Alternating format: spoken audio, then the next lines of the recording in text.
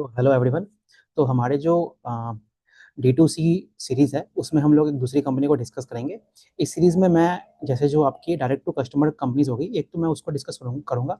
साथ ही साथ इसी के अंदर मैं जो प्लेटफॉर्म रिलेटेड कंपनीज है जैसे कि कार ट्रेड हो गया, जोमेटो हो गया, तो इस तरह की कंपनी को मैं धीरे धीरे ऐड करते जाऊँगा, क्योंकि ये एक sort of a similar kind of a business model है जो कि मतलब ऑनलाइन मार्केट प्लेस या फिर अपने खुद की वेबसाइट्स वगैरह उस तरह से वर्क करते हैं। तो आज के इस वीडियो में हम लोग बेसिकली थॉमस स्कॉट नाम की कंपनी के बारे में डिस्कस करेंगे। तो ये कंपनी, अच्छा, ये कंपनी जनरली कॉन कॉल्स वगैरह नहीं करती थी। तो लकीली इस पर्टिकुलर अभी कुछ दिनों पहले वैलोरम इन्वेस्टर्स एडवाइजर्स की एक कॉन कॉल हुई थी। एनएससी में उसका लिंक आया था और I was fortunate to attend that meeting. So वहाँ से मुझे क्या इंसाइट्स मिले हैं और इस बिजनेस में मतलब किस तरह से हम इसको आगे बढ़ता हुआ देखते हैं, तो उन सभी बातों पे हम डिस्कस करेंगे। तो अगर वीडियो को स्टार्ट करने से पहले अगर आप देखेंगे इस बिजनेस के बारे में, तो ये जो बिजनेस है पहले ये जनरली एक contract manufacturer kind of a मतलब कंपनी हुआ करती थी। तो उसके बाद कोविड के टाइम पे एक अमेजोन का कोई प्रोग्राम आया था, तो वहाँ पे इन्होंने पार्टिसिपेट किया और फिर अपने ब्रांड को काइंड ऑफ रीलॉन्च किया। तो वहाँ से थॉमस स्कॉट नाम का ब्रांड इनका डेवलप हुआ। तो और अगर आप देखेंगे ना तो एक कंपनी लिस्टेड है, ज़्यादा लोगों को पता नहीं है इसके बारे में, एक बैंक ओवरसीज करके कंपनी है। बैंक जो इस कंपनी के प्रोमोटर्स हैं उनका सरनेम है मिस्टर वेदांत बैंक बांग या बैंक जो भी प्रोनाउंस करते हैं। तो वहीं से इस बैंक ओवरसीज करके कंपनी है, तो वहीं से ये कंपनी मतलब एक नई कंपनी के रूप में लिस्ट हुई है। तो आप इसका जर्नी देखेंगे ना, तो आई थिंक अराउंड 10 और 12 ईयर्स का जर्नी है इस कंपनी का।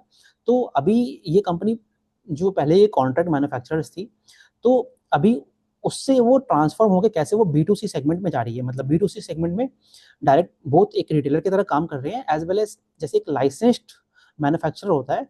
जो बड़े बड़े ब्रांड्स हो गए जैसे मिंत्रा वगैरह के कुछ जो उनके सब ब्रांड्स होते हैं, जैसे हम V2 रिटेल या फिर बाजार स्टाइल में भी देखते हैं, वो लोग अपने ब्रांड्स को लेके प्राइवेट लेबलिंग करते हैं। तो ये भी कंपनी उस डायरेक्शन में बढ़ रही है। तो जैसे अगर आप पहले देखेंगे तो इनका रेवेन्यू मतलब B2B सेगमेंट से ज़्यादा आता था, लेकिन अभी जो इनका रेवेन्यू है ना, एक large chunk of their revenue जो है वो B2C सेगमेंट से आ रहा है। और साथ ही साथ ये लोग अपने कुछ ऑफलाइन स्टोर्स को भी एक्सपांड करने की कोशिश कर रहे हैं।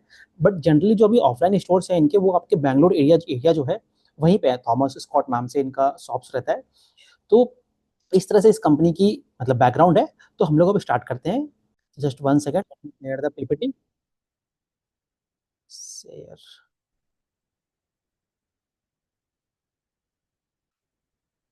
सो I hope my screen is visible. तो हम लोग स्टार्ट करते हैं थॉमस स्कॉट के बारे में।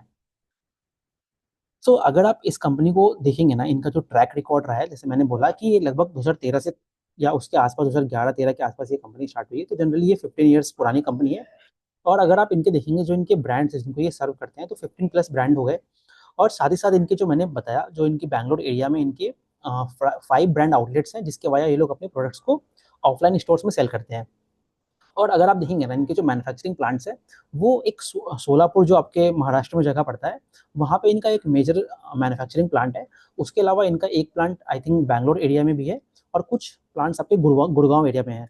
तो इन सभी प्लांट्स के वाया ये लोग अपने जितने भी फुलफिलमेंट सेंटर होते हैं, मतलब आपके मैन्युफैक्चरिंग प्लांट से कपड़े बने, उसको जाके अपने कोई कस्टमर ने ऑर्डर दिया तो उसको उसकी जो पूरी इन्वाइसिंग होगी, वो कैसे पैकेजिंग होगी, वो फुलफिलमेंट सेंटर्स पे होती है। और उसके बाद फिर वो अपने डिस्ट्रीब्यूशन चैनल से या फिर जितने भी ये आपके ई कॉमर्स, मतलब जो आपके ये मतलब पोस्ट वगैरह करते हैं सामान को, यहाँ से वहाँ पहुँचाते हैं। ट्रांसपोर्ट कंपनीज हो गई, आपके लॉजिस्टिक्स वाले कंपनीज हो गई, तो उनके वजह ये उसको कस्टमर तक डिलीवर करते हैं। तो अभी अगर आप इस कंपनी को देखेंगे तो लास्ट पिछले कुछ 2-3 सालों से इनको काफ़ी अच्छा इनका रेवेन्यू ग्रोथ रह रहा है। मतलब आफ्टर कोविड ही इनका मतलब जो ब्रांड है उसका जो सेल्स और जो बहुत बॉटम लाइन पे भी जो इम्पैक्ट है हमें एक लार्ज चंक में दिखने को मिलता है। और साथ ही साथ अगर आप इसका देखेंगे लास्ट 3 ईयर का जो पैट ग्रोथ है वो भी 100% के ऊपर ही रह रहा है। और at the same time since इसका प्रॉफिटेबिलिटी मैट्रिक्स इतना अच्छा है, उसी के कारण उनका जो ROC और ROE प्रोफाइल है वो भी काफ़ी अच्छा है और वो इम्प्रूव हो रहा है। सो तो अगर आप इस कंपनी को देखेंगे तो ये जैसे ये जो कंपनी है ना, ये खुद को ब्रांड करते हैं कि like this is not a normal retailer जैसे कि बाकी कंपनीज होती है। ये ऑलमोस्ट पूरा पूरी आप देखेंगे ना एक ऑनलाइन ड्रिवन कंपनी है। तो अब ऑनलाइन ड्रिवन कंपनी कैसी है, जैसे कि हमने अपने लास्ट वो ब्लू स्टोन वाले वीडियो में भी बात किया था, या फिर इन जनरल जैसे कि आपकी OLX वगैरह कंपनी हो गई। तो ये कंपनियां कैसे वर्क करती हैं, ये पूरा जो डेटा एक्यूमुलेशन होता है उस पर काम करती हैं। तो ये कंपनी का क्या है, ये कंपनी क्या करती है, आप जितनी वेबसाइट्स पे कंज्यूमर विजिट करता है तो उससे वो डेटा कैप्चर करता है। और डेटा ये लोग कैप्चर किए अब उस डेटा को जो भी इनके इंजन है वहाँ से वहाँ पे उसको फीड करते हैं। इनके कुछ एआई और जनरेटिव एआई में इनके कुछ मॉडल्स हैं, बट वो अभी इंटरनल यूज के लिए है। I will talk more about that in the later part of the video. तो बेसिकली वहाँ से डेटाज लेते हैं और उससे पैटर्न्स आइडेंटिफाई करने की कोशिश करते हैं। मतलब जैसे मान लीजिए वर्ल्ड में अलग अलग जगह पे फैशन वीक्स वगैरह होते हैं, तो वहाँ पे किस तरह के कपड़े सेलिब्रिटीज ने पहने हैं, तो उन ट्रेंड्स को वो अक्वायर करते हैं। और अगर देखते हैं कि कंज्यूमर में भी उसी टाइप्स ऑफ क्लोथ्स के लिए डिमांड है, तो उसको अपने जो भी इनके मैन्युफैक्चरिंग फैक्ट्रीज होगी वहाँ पे उसको काइंड ऑफ एक छोटे सैंपल में तैयार करते हैं, लाइक 120 या 150 सैंपल्स में तैयार करते हैं। और उसको वेबसाइट्स पे अपने जो इनकी जो वेबसाइट है आपकी थॉमस स्कॉट वाली, या फिर जो इनके ऑफलाइन स्टोर्स हो गए, या फिर जो ये बाकी B2C चैनल्स पे दूसरे ब्रांड्स के लिए वर्क करते हैं, उन सभी में इसको अपना देते हैं प्रोडक्ट, और देखते हैं कंज्यूमर का प्रेफरेंस या फिर कंज्यूमर का रिस्पॉन्स कैसा है उसके उसके उसके ऊपर। तो एंड अगर रिस्पॉन्स वहाँ से अच्छा मिलता है तो उसको और वो बढ़ा देते हैं as per the demand of consumers. मतलब जो पब्लिक होती है, अगर उसका डिमांड अच्छा आ रहा है तो वहाँ से वो और प्रोडक्ट्स को सेल करना स्टार्ट करते हैं। तो ये इनका एक ब्रीफ में इनका बिजनेस मॉडल है। और सिर्फ ये इंडिया में ही वर्क नहीं करते हैं, अगर आप देखेंगे ना तो ये इंडिया से जनरली जो इनका मार्केट है, आपका जो गल्फ कंट्रीज है, सऊदी अरेबिया, वहाँ पे एक NAUTICA नॉटिका या नौसिया जो भी ब्रांड का नाम है, तो उस पर्टिकुलर ब्रांड के लिए भी ये लोग कपड़े बनाते हैं, उनकी भी लाइसेंस्ड मैन्युफैक्चरर है। तो इस तरह से ये लोग पूरा वर्क करते हैं। और आप देखेंगे ना तो जैसे कि हर हमने बहुत सारे देखा है कि मान लीजिए कोई एक सेक्टर है, उसमें भी जो ऐसा नहीं है कि पूरा सेक्टर बहुत हाई पेस पे ग्रो करता है। अब ज्वेलरी में जैसे मैंने जस्ट एक लास्ट वीडियो में ही बात की, वहाँ पे जो आपका जो फैशन रिटेल वाला सेगमेंट, मतलब फैशन ज्वेलरी वाला सेगमेंट है, वो आपके 20% के ऊपर ग्रो कर रहा है। आपकी अफोर्डेबल हाउसिंग में भी आपकी जो मतलब हाउसिंग पूरी जो सेगमेंट है, वहाँ पे आपकी जो अफोर्डेबल सेगमेंट है वो काफ़ी अच्छे रेट पे ग्रो कर रही है। सिमिलरली जो आपका अप्रैल है, जहाँ पे जो एस्पिरेशनल कस्टमर्स है, जो मिडिल क्लास हो गया जिसकी इनकम बढ़ रही है, तो वहाँ पे इनका अच्छा खासा डिमांड है, क्योंकि वो जनरली ट्रेंडी कस्टमर्स होते हैं। और अगर मार्केट में जिस तरह की डिमांड आ रही है, तो उसको एक्वायर करके वो उसको एब्जॉर्व करने की कोशिश करते हैं। सिमिलरली आप V2 डिटेल वगैरह में भी देखेंगे, तो वहाँ पे भी जो ट्रेंड है आपके फास्ट फैशन का ट्रेंड है, ऑल्दो इनका जो प्राइस सेगमेंट है जिसपे ये लोग वर्क करते हैं वो उन कंपनियों से ज़्यादा है। तो इसीलिए जो इनके प्रोडक्ट्स के जो मार्जिन होते हैं ना, वो भी अच्छा एक्वायर कर सकते हैं। तो अगर आप देखेंगे पिछले कुछ सालों में जो इनके मार्जिन प्रोफाइल है, आपको कंसिस्टेंटली दिखेगा कि 4% से लेकर वो 12.05% तक बढ़ा है। तो ये भी हमें दिखाता है कि कंपनी एक राइट डायरेक्शन में बढ़ रही है। जैसे जैसे कंपनी का एक्सपांशन हो रहा है, स्केल अप हो रहा है, तो वहाँ पे उनकी मार्जिन प्रोफाइल भी इंप्रूव हो रही है। मार्जिन प्रोफाइल इंप्रूव हो रही है कहने का मतलब जो उनका ऑपरेशनल मैट्रिक्स है, मतलब जो फिक्स्ड कॉस्ट पे कंट्रोल है उनका, वो भी इंप्रूव हो रहा है। बट यहाँ पे अगर आप देखेंगे ना, FY 24 से 25 में इनका मार्जिन डिक्लाइन हुआ है थोड़ा सा। ये ऐसा क्यों होता है? क्योंकि कोई भी कंपनी जब अपनी ग्रोथ फेज में होती है, तो कई बार उसको कॉम्प्रोमाइज़ करना पड़ता है, सिंस उसको नए नए प्रोडक्ट लॉन्च करने हैं, नई मैन्युफैक्चरिंग प्लांट्स लगाने हैं। एट द सेम टाइम इनका फैसिलिटीज़ इनकी नई नई खुल रही है, नए ऑफलाइन स्टोर्स खुल रहे हैं। तो उन सभी चीज़ों के कारण, तो सिंस वो एक सस्टेनेबल ग्रोथ चाहता है, तो वो अपने मार्जिन को कॉम्प्रोमाइज़ करता है इन द शॉर्ट टर्म। हाँ, ये इशू तब बन जाता है अगर इस मार्जिन, छोटे से मार्जिन कॉम्प्रोमाइज़ से इनका पैट पूरा ही अफेक्ट हो जाता है। बट यहाँ पे वो वाला केस नहीं है, so we don't have to worry that much about it. But अब छोटी कंपनी है, वो तो ग्रो करने का देखेगा ही ना, तो that is not a huge concern, क्योंकि इससे इनकी जो पूरी ओवरऑल प्रॉफिटेबिलिटी है, वो उतनी इम्पैक्ट नहीं हो रही है, क्योंकि इस छोटे से मार्जिन कॉम्प्रोमाइज़ करने के बाद भी ये अपनी जो टॉप लाइन है, उसको काफ़ी अच्छे से ग्रो कर पा रहे हैं। तो that is a positive sign. तो ये हो गई। अब इसके बाद अगर आप इनके रेवेन्यू पे देखेंगे, तो ये बिज़नेस पूरा ट्रांसफ़ॉर्म हो गया है। आज के डेट में इनका 95% आपका B2C सेगमेंट से ही आ रहा है।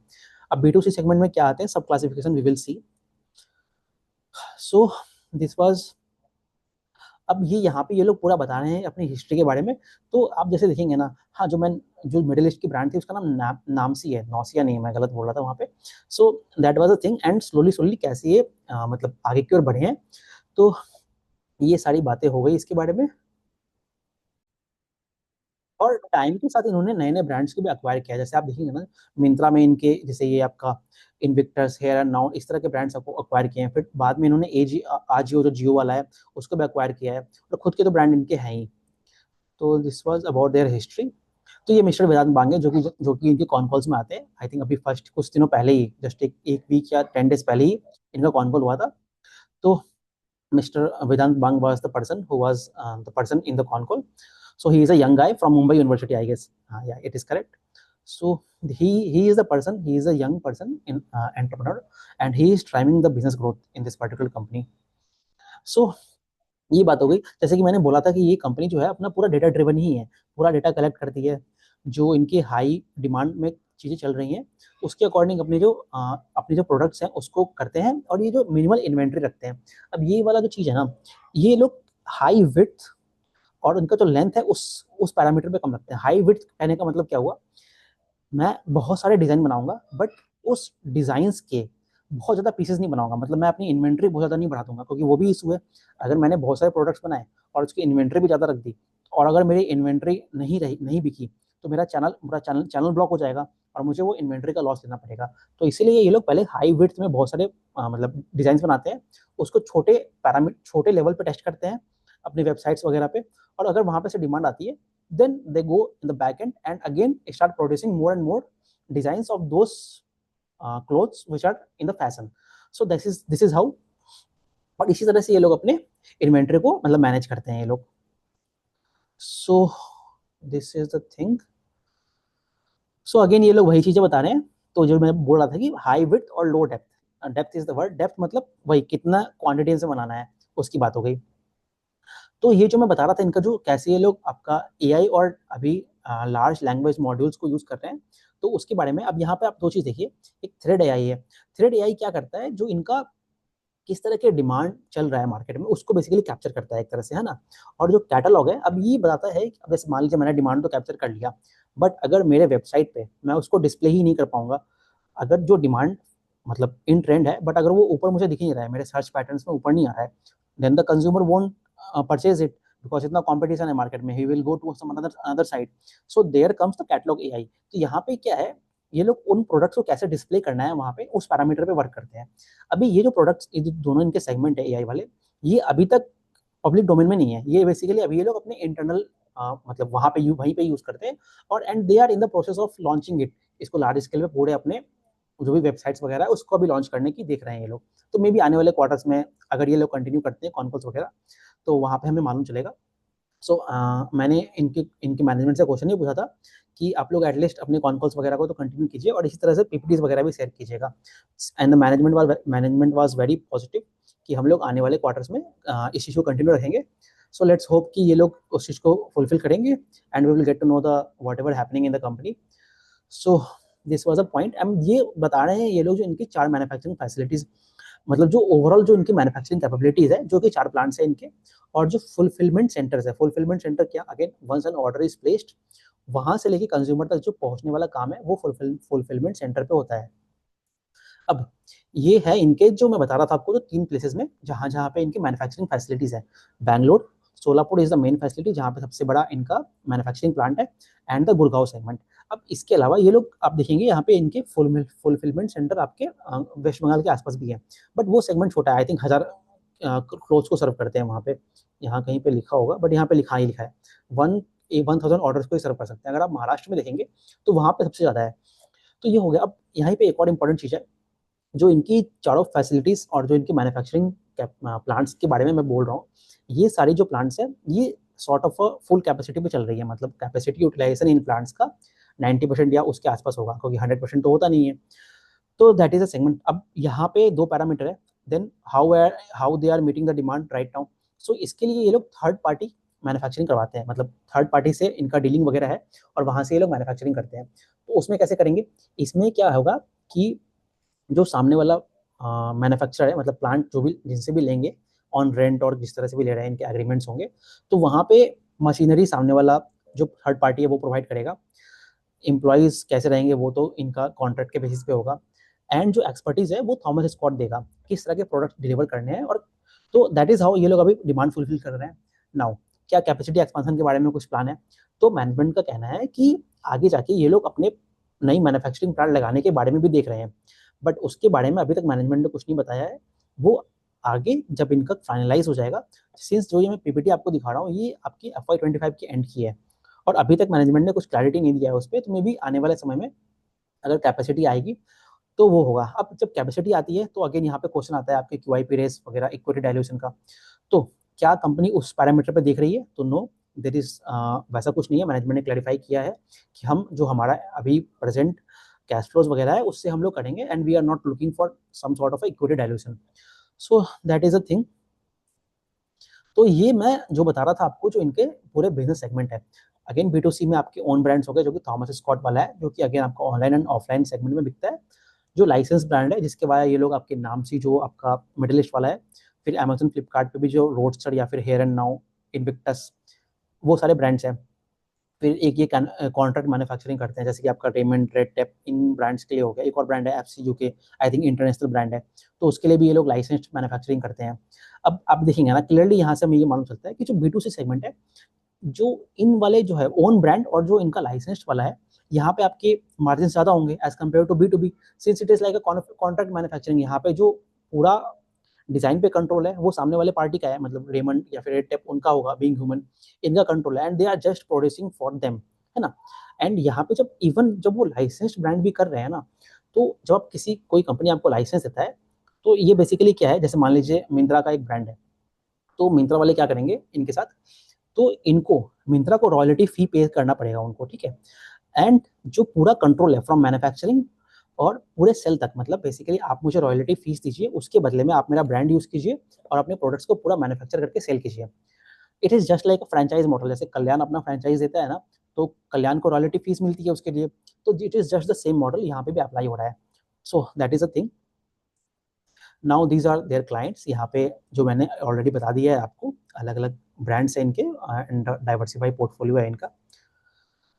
सो दिस इज अगेन, अच्छा, अभी जो इनके स्टॉक्स होते हैं उनका, जो मान लीजिए कुछ तो ऐसे प्रोडक्ट्स होंगे ना जो बिके नहीं, या फिर डिमांड ट्रेंड उनका नहीं रहा, उनका क्या करेंगे, तो उनका कैसे ये लोग इन्वेंट्री मैनेज करते हैं, तो उन उन प्रोडक्ट्स के लिए ये लोग बेसिकली क्या करते हैं, उनको धीरे धीरे लिक्विडेट करते हैं, जैसे कि बाकी जो आपके जितने भी रिटेलर्स होते हैं कपड़े वाले, वो लोग इसी तरह से करते हैं। वो लोग क्या करेंगे, बेसिकली उन पर डिस्काउंट देंगे।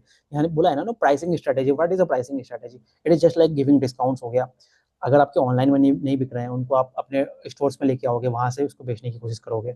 तो this is the process, general process है, सारी रिटेलर कंपनीज इस तरह से फॉलो करती है उसको। हाँ, तो ये तो B2C सेगमेंट है, जिसको मैंने ऑलरेडी डिस्कस कर लिया है। यहाँ पे आप देखेंगे कंटिन्यूसली इनका रेवेन्यू कितने हाई पेस पे ग्रो कर रहा है, मतलब 50% के तो ऊपर ही जनरली रहता है इनका। 50% तो even I am saying lesser, I think even 70% और उससे ऊपर है, मतलब काफी हाई ग्रोथ वाले फेज में ये कंपनी चल रही है। सो ये तो कुछ अपने इनके वेबसाइट्स पे दिखा रहे हैं ये लोग।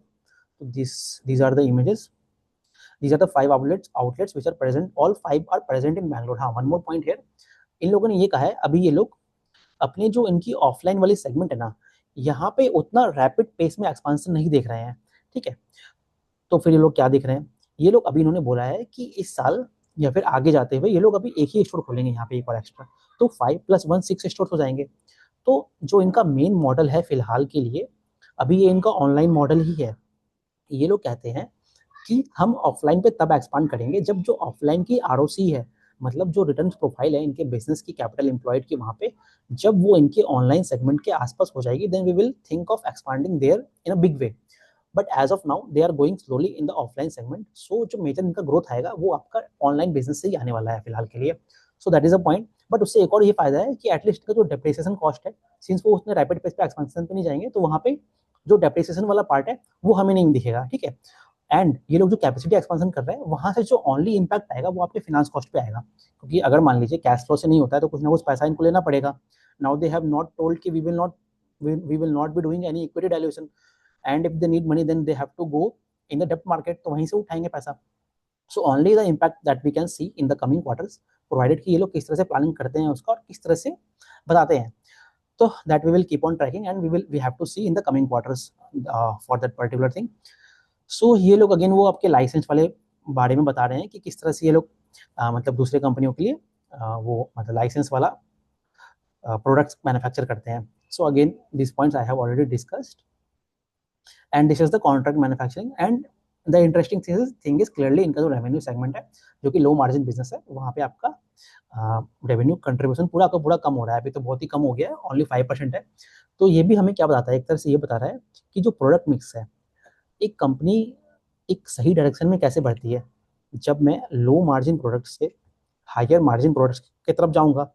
तो ये बहुत सारी कंपनियों में हुआ है। इसका बहुत अच्छा एग्जांपल है आपका वरुण बेवरेजेस, वहाँ पे भी उनका हाई मार्जिन सेगमेंट में गया था। मैनकाइंड फार्मा एक और एग्जांपल है। तो ऐसे बहुत सारे कंपनीज है। और इवन जो आपके V2 रिटेल एंड बाजार स्टाइल है, जब वो अपने प्राइवेट लेवल्स करते हैं ना, तो वो भी एक is in a way high margin segment की तरफ जा रहे हैं। या फिर even in the jewellery companies जहाँ पे आपके स्टडीड पोर्शन बढ़ेगा डायमंड का, तो वो भी एक हाई मार्जिन प्रोडक्ट के तरफ जा रहे हैं। तो दीज आर द थिंग्स। सो ये तो इनका एक पूरा मतलब पूरा एक ओवरऑल वो समरी टाइप का है। तो आप क्लियरली देख सकते हैं इनका जो रेवेन्यू सेगमेंट है वो बढ़ रहा है, फुलफिलमेंट कॉस्ट इनके कम हो रहे हैं। दैट इससे क्या बता रहा है, अगेन बिजनेस एक्सपांड कर रहा है तो उसमें इनकी जो फिक्स कॉस्ट है उसमें कंट्रोल आ रहा है, तभी उसका वो वाला पैरामीटर भी कम हो रहा है। एसक्यूज क्या होते हैं, जो कि बेसिकली जो ट्रैकिंग रखने के लिए काम आता है। तो जैसे जैसे बिजनेस बढ़ेगा, जैसे रेवेन्यू बढ़ेगा, उसी के प्रोपोर्शन में आपके एसक्यूज भी बढ़ेंगे। और हाँ, अभी यहाँ पे अगर आप देखेंगे इनका जो कैटेगरी वाइज अगर ब्रेकअप देखेंगे ना, तो हमें दिख जाएगा कि जो इनका मेन सेगमेंट है वो मेंस अपैरल ही है। तो यहाँ पे कंपनी कहता है कि अभी तो इनका बाकी जो सेगमेंट में कुछ खास है नहीं, तो जब ये आगे बढ़ेंगे तो ये आपके वुमेन वेयर में भी अच्छे से एक्सपांड करेंगे और किड्स वेयर में भी एक्सपांड करने की देख रहे हैं। So that we have to see कैसे करते हैं ये लोग।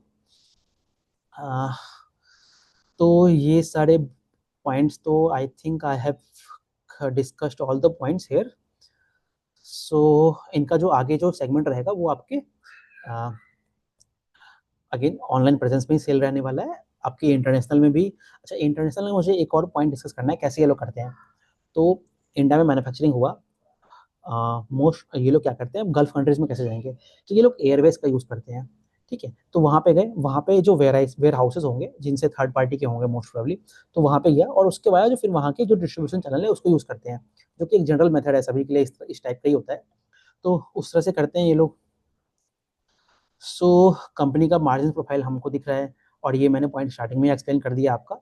And similarly for the PAT margin also. तो यहाँ पे मुझे बेसिकली आपको इन्वेंट्रीज के बारे में दिखाना है। तो जिस तरह से बिजनेस बढ़ेगा, जिस तरह की इनके रैपिड पेस पे एक्सपांशन है, तो क्लियरली एक छोटी कंपनी के लिए आपके इन्वेंट्रीज भी आपको उसी तरह से बढ़ते हुए दिखेंगे। और ट्रेड रिसीवेबल्स तो अगेन कॉम्प्रोमाइज रहेगा, बिकॉज जिस तरह से सिंस अभी एक छोटी कंपनी है, तो जो टर्म्स ऑफ ट्रेड होते हैं वो जनरली जब वो छोटी कंपनी होती है तो उसके लिए उतने फेवरेबल नहीं होते हैं, as and when they will keep on expanding.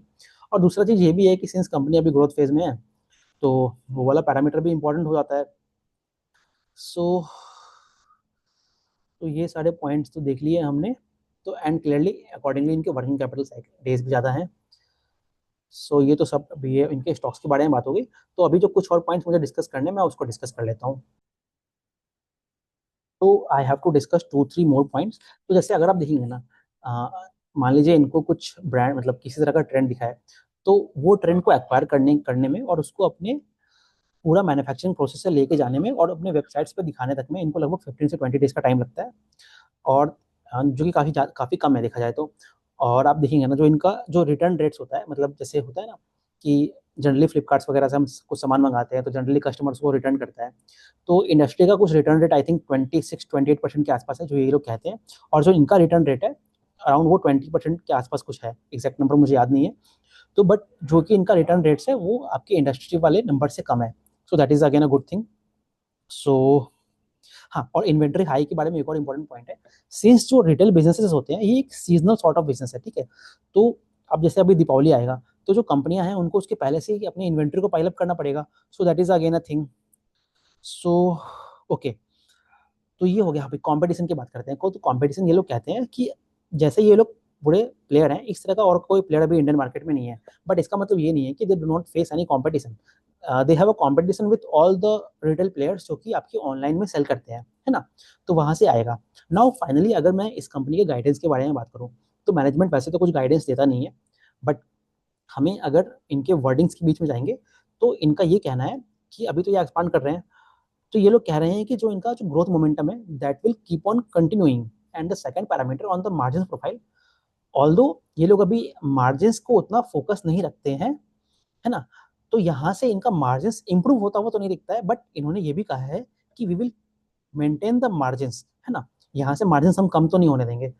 Both the things are a good indication, जिससे हम लोग थोड़ा एक्सपेक्टेशन ले सकते हैं। और वो तो हम इनके जैसे इस क्वार्टर के भी नंबर देखेंगे आप, तो आई थिंक 70% का इनका टॉप लाइन आया था।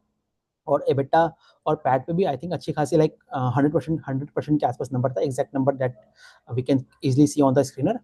तो ये सारी चीज़ों को देखते हुए हम इस कंपनी किस डायरेक्शन में चल रही है आगे, उन चीज़ों को भी देख सकते हैं।